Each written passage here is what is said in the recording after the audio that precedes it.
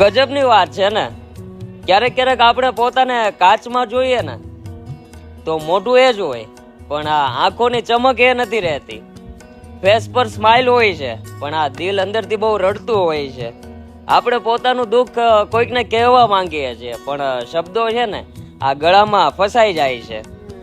આ દિલ કાચ નથી તો પણ તૂટી જાય છે, અને આ આંખો તળાવ નથી તો પણ ભરાઈ આવે છે.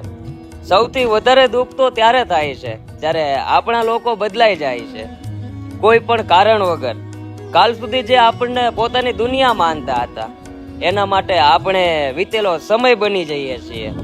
ક્યારેક ક્યારેક તો વિચાર આવે કે શું માણસ સાચે બદલાઈ જાય છે, કે પછી એ પોતાનું સાચું રૂપ બતાવે છે, જેને અત્યાર સુધી એને છુપાવીને રાખ્યું હતું.